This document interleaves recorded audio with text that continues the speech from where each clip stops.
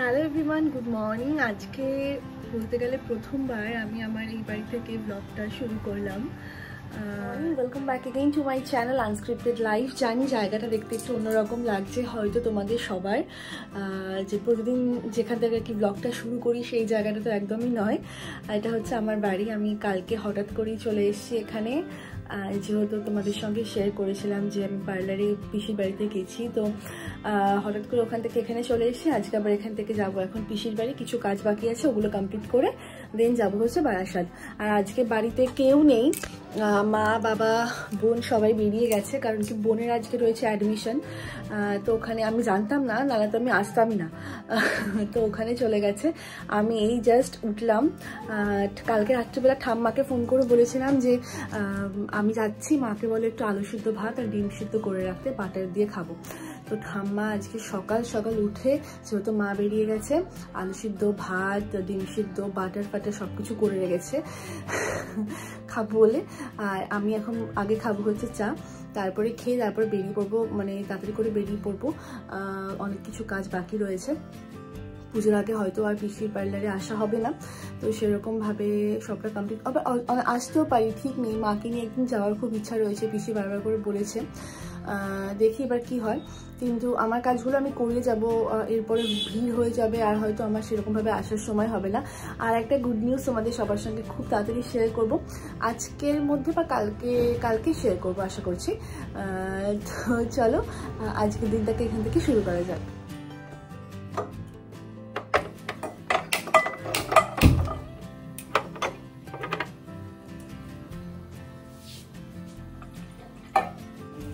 আসলে এতদিন বাদে এই বাড়িতে এসে রান্নাঘরে চা করতে এসেছি, তো কিছুই খুঁজে পাচ্ছি না। চিনি চা পাতা কোথায় সেগুলো খুঁজতে হবে। এখন বাদে আমি খুঁজে পেয়েছি চা পাতা, এখন বাদে চা পাতাটা খুঁজে পেয়েছি। কিন্তু আমি ভুলে গেছিলাম যে মারা এখন আর চিনি খায় না, জ্যাগরি খায় আর না হয় বাতাসা খায়, কারণ কি চিনি খাওয়াটা এমনিও উচিত না, তো যে কারণে মা এখন আর চিনি খায় না, জ্যাগরি বা বাতাসা খায়। এখন ওটাই খুঁজি দাঁড়ানো।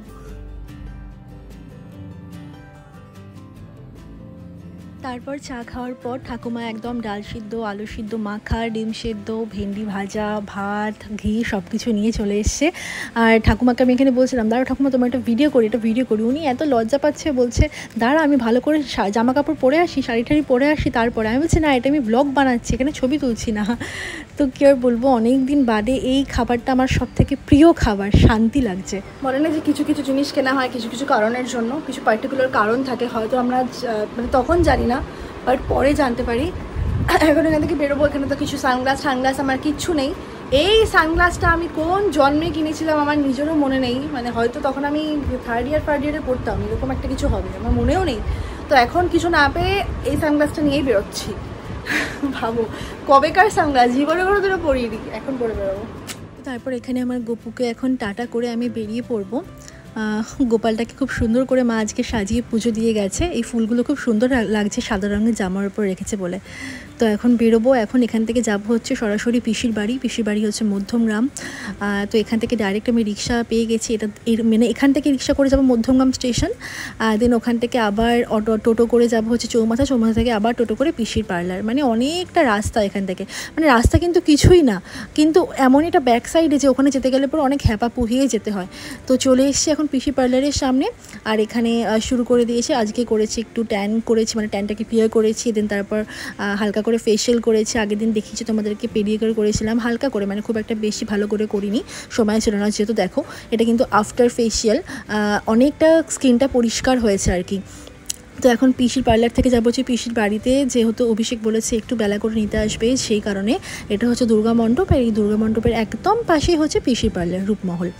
তো এখন এসছি পিসির বাড়িতে, একটু বসি। যা গরম আজকে পড়েছে, এই নাকি বলছে বৃষ্টি হবে, কোথায় বৃষ্টি আর কোথায় ঠান্ডা, গরমই তো যাচ্ছে না, মানে পুজো চলে আসছে তবু গরম যাচ্ছে না। দেখো পিছনের এই বাচ্চাটা, এই দুটো বাচ্চাকে মনে হচ্ছে সেম, এরা কিন্তু সেমই। এটা হচ্ছে নান্টুর ছোটোবেলার ছবি আর এটা হচ্ছে বড়োবেলার, মানে ভাবো এর দেখে বোঝা যাচ্ছে না।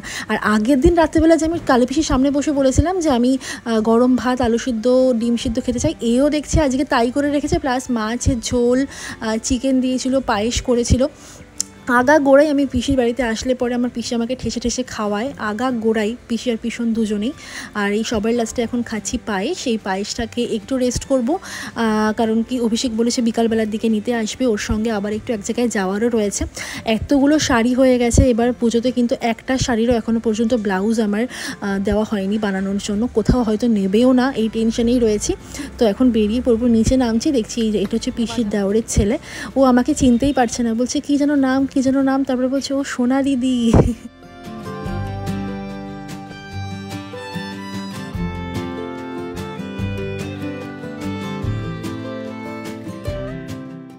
অভিষেকের জন্য দাঁড়িয়ে দাঁড়িয়ে অপেক্ষা করছিলাম, অভিষেক তো আসছে না, কিন্তু তার বদলে দেখছি একটা গরু আসছে।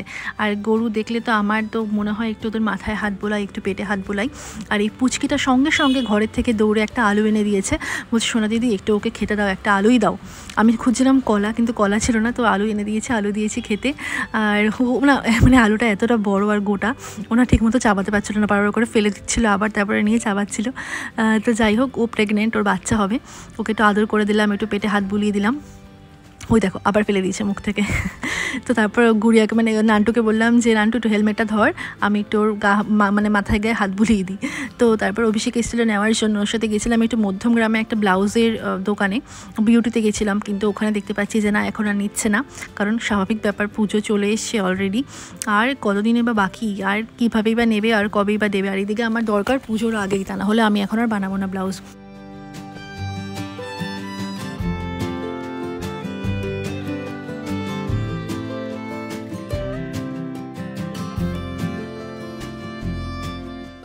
তারপর বাড়ি আসার সময় এখানে একটা গাড়ি শোরুমের সামনে একটু দাঁড়িয়েছিলাম কিছু নেওয়ার জন্য। আর এখানে দাঁড়িয়ে দাঁড়িয়ে অভিষেক আমাকে দেখাচ্ছে, দেখো গাড়িগুলো দেখো, আর আবার নিজে আবার বলছে যে থাক আমার কাছে এখন যেটা আছে সেটাই আমি চালাবো। পকেটের এই টাকা খালি গাড়ি কেনার ধান্দা, সারা দিন রাত বসে বসে শুধু গাড়ি দেখবে।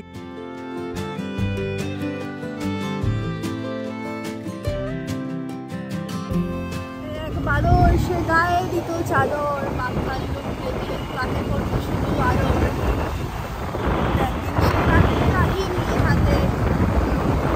আমি যখন কেজি স্কুলে পড়তাম আমাদের পিটি স্যার এই ছড়াটা আমাদেরকে শিখিয়েছিল, সেটাই ওকে শোনাচ্ছিলাম। আর আসার পথে বলছে কি চলো একটা রয়্যাল এনফিল্ডের শোরুমে যাই, সেই ঢুকে ওখানে দাঁড়িয়ে আবার সমস্ত গাড়ি ঠাড়ি দেখে এসে।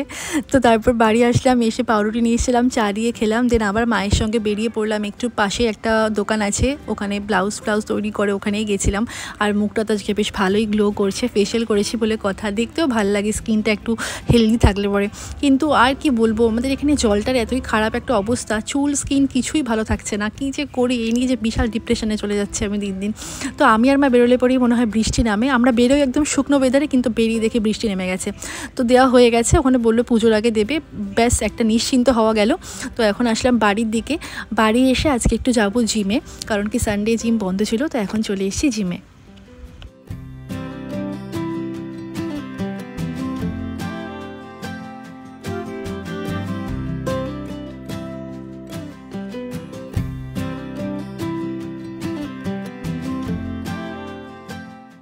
সঙ্গে কিছু কথাই শেয়ার করি যে আমি যখন প্রথম জিমে আসতাম আমার তো খুবই মানে লজ্জা লাগতো, এর আগে তো কখনো জিমে যাইনি সেই কারণে। কিন্তু প্রথম যখন আমি আসতাম তখন আমি পুরোপুরি সেটগুলো কমপ্লিট করতে পারতাম না, অল্পতে হাঁপিয়ে যেতাম, বসে থাকতাম, এসে সবাই করতো দেখতাম। এখনও স্টিল একটু একটু সেই ভাবটা রয়েছে, পুরোপুরি এখনও যায়নি, কিন্তু আগের থেকে এখন অনেকটা বেটার হয়েছে। আগে যেরকম কোনো সেটই পুরো কমপ্লিট করতে পারতাম না, এখন অল্প অল্প করে করতে পারছি, করতে ভালোও লাগছে। তো অনেকটা ইমপ্রুভমেন্টও লক্ষ্য করতে পারছি, আশা করছি এখন থেকে কন্টিনিউয়াসলি আসতে পারবো। আর এখন টাইম ম্যানেজ করাটা একটু আশা করছি ইজি হবে, আমার অফিসের শিফটটা যেহেতু চেঞ্জ হয়ে গেছে। তোমাদের সঙ্গে সে সমস্তই শেয়ার করবো আগামীকালের ব্লগে। তো চলো আজকের মতো ভিডিওটা আমি এখানেই শেষ করছি। যদি ভিডিওটা ভালো লাগে থাকে তাহলে প্লিজ একটা লাইক কমেন্ট শেয়ার অবশ্যই করে দিও, আর এখনও পর্যন্ত সাবস্ক্রাইব না করে থাকলে চ্যানেলটা সাবস্ক্রাইব করে দিও। সাবস্ক্রাইব বাটনের পাশে একটা ছোট্ট বেল আইকন থাকে, ওটাতে প্রেস করে দিও, তাহলে আমি যখনই ভিডিও আপলোড করবো তোমাদের কাছে নোটিফিকেশান চলে যাবে। তো চলো আজকের মতো ভিডিওটা এখানেই শেষ করছি, সবাই খুব ভালো থেকো, টাটা, টেক কেয়ার।